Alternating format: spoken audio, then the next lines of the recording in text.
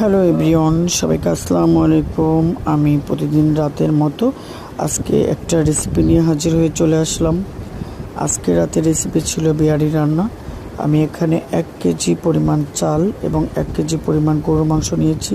এরপরে আলু, পেঁয়াজ এগুলো কেটে নিয়েছি সুন্দর করে।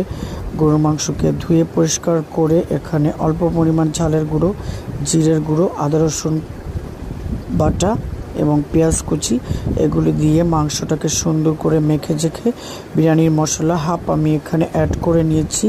এরপরে আলু, পেঁয়াজ এগুলো আমি সুন্দর করে ভেজে ব্রেস্তার জন্য রেডি করেছি এবং আলুটাকে ভেজে নিয়েছি পরে অ্যাড করার জন্য। এরপর আপনার পোলাও চালটাকে আপনি ঘি বা তেল দিয়ে সুন্দর করে ভেজে আপনি ঝরঝরে করে ফেলবেন। তারপর গরম পানি আলাদা হাঁড়িতে সিদ্ধ করে রাখবেন ভাতের মধ্যে দেওয়ার জন্য।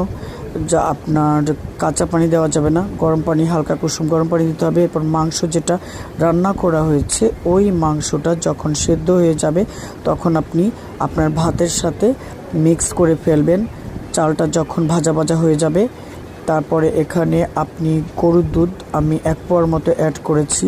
এখানে আপনি একটু স্বাদের জন্য আলু বোখারা দিতে পারেন, বাদাম আস্ত বাদাম ভাজা দিতে পারেন, বা আপনার কি বলে ওটাকে, মানে স্বাদের জন্য আপনি আলু বোখারা, তারপর কিশমিশ, বাদাম এগুলো অ্যাড করতে পারবেন। আমি এগুলো অ্যাড করিনি, আমি আমার মতো করে বাসায় যা ছিল সেইগুলো দিয়ে সহজভাবে আমি রেসিপিটা করেছি এবং আপনাদেরকে মুখে বলে দিচ্ছি। এইভাবে যদি কেউ খেতে চান আমার মতো বাসায় যদি সব কিছু থাকে তাহলে শুধু বিরিয়ানির প্যাকেটটা, রাঁধুনি বিরিয়ানির প্যাকেট এনে সুন্দর করে বিরিয়ানি বানিয়ে খেয়ে ফেলবেন। আমি এই যে বানিয়ে ফেললাম।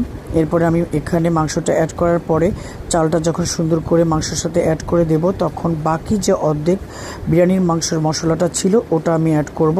অ্যাড করে ভালো করে সুন্দর করে আমি গরম পানি দিয়ে দেব পরিমাণ মতো।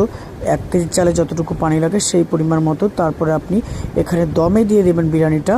তারপরে দমে রেখে 20 মিনিট পরে আপনি আপনার বিরিয়ানির আসল লুকটা দেখবেন যে ভাতটা কেমন হয়েছে। এরপরে সুন্দর করে চারদিক থেকে নেড়ে চেড়ে আবার সুন্দর করে ঢেকে দেবেন।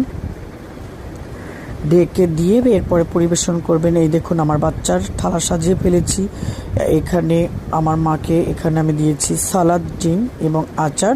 এই ছিল আমার আজকের রাতের বিরিয়ানি রান্না। কেমন হলো জানাবেন সবাই।